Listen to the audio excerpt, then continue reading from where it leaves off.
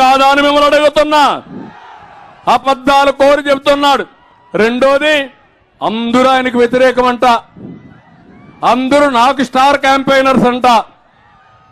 ఎవరైనా ఈయన చేసింది తప్పంటే వాళ్ళకి ఇమ్మీడియట్ గా నాకు స్టార్ క్యాంపెయినర్స్ గానో నా మనుషులుగానే బ్రాండ్ చేసేయడం మీరు చూశారు.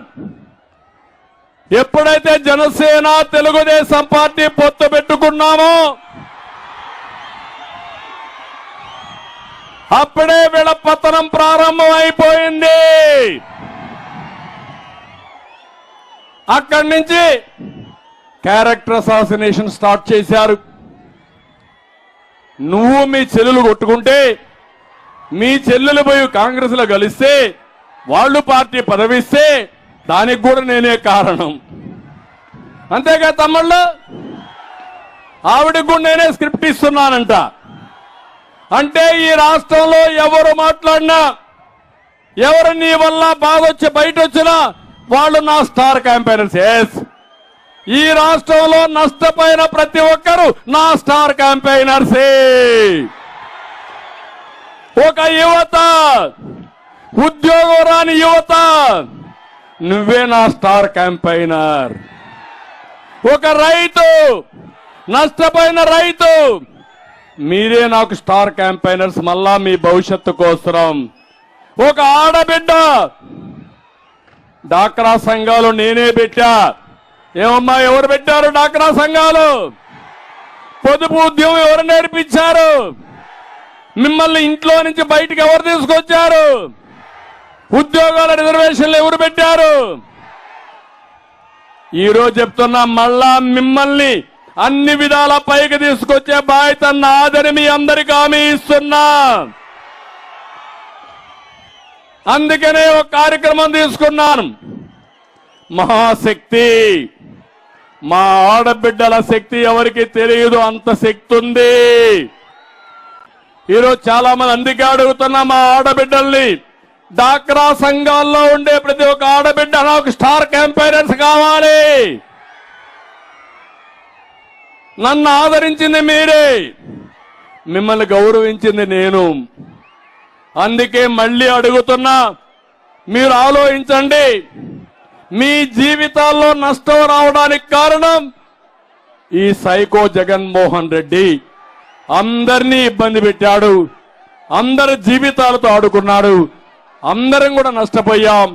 ఈ రోజు ఈ రాష్ట్రాన్ని కాపాడుకోవడానికి ప్రతి ఒక్కరూ స్టార్ క్యాంపెయినర్స్ గా తయారు కావాలని పిలుపుస్తున్నా. సిద్ధమా అని మిమ్మల్ని అడుగుతున్నా. ఇక్కడే మీటింగ్ లో చెప్పాడు, అందరూ నాకు స్టార్ క్యాంపెయినర్స్. అవును, అందరూ నాకే స్టార్ క్యాంపెయినర్స్. నా కోసరం కాదు, ఈ రాష్ట్రం కోసం, మీ కోసం, మీ పిల్లల భవిష్యత్తు కోసం, రాష్ట్ర భవిష్యత్తు కోసం సిద్ధంగా ఉన్నారా అని మిమ్మల్ని అడుగుతున్నా. ఈ ప్రభుత్వాన్ని దించడానికి సిద్ధంగా ఉన్నారా అని మిమ్మల్ని అడుగుతున్నా.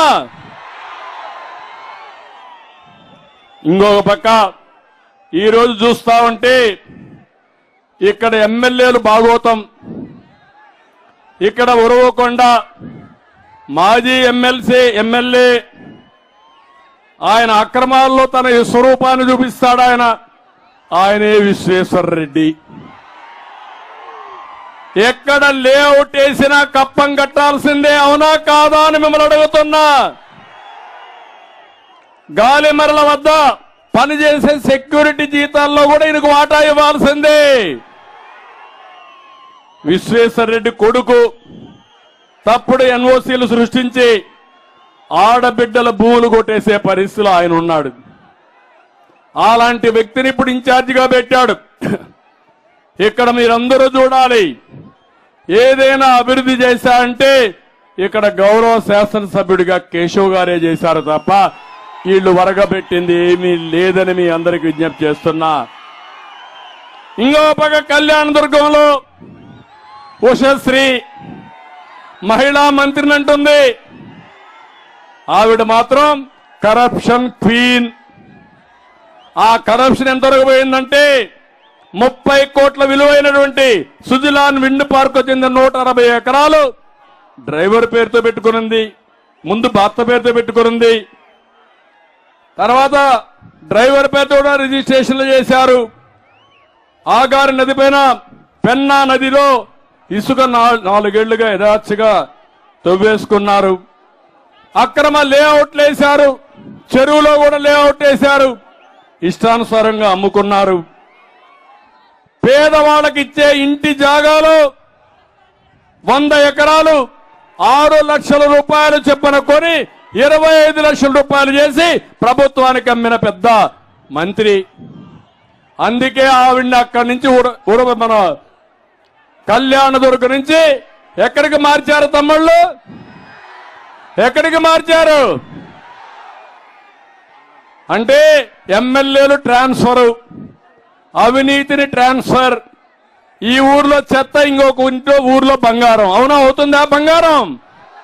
చెత్త చెత్త అవునా కాదా? చెత్త ఎక్కడికి పంపించాలి? డంప్ యార్డ్కి పంపించాలి. అవునా కాదా? ఇలాంటి రాజకీయాలు చేస్తున్నాడు. ఇంకో పక్క తాడిపత్రి, ప్రశాంతంగా ఉన్న తాడిపత్రి మళ్ళా ఫ్యాక్షన్ వచ్చింది. అక్కడ ఎమ్మెల్యే పెద్దారెడ్డి, దొడ్డరెడ్డి అన్నిట్లో వాటాలే, రౌడీజమే. ఎట్లా ఎగిరిగిరి పడుతున్నాడంటే పోలీసులు అడ్డం పెట్టుకుని ఇష్టానుసారంగా మాట్లాడుతున్నాడు, అవినీతి చేస్తున్నాడు. నేను ఒకటే చెప్తున్నా, ఇవన్నీ కూడా లెక్కేసుకుంటాం, వడ్డీతో సహా మీకు అందరికీ చెల్లిస్తామని హామీ ఇస్తున్నా.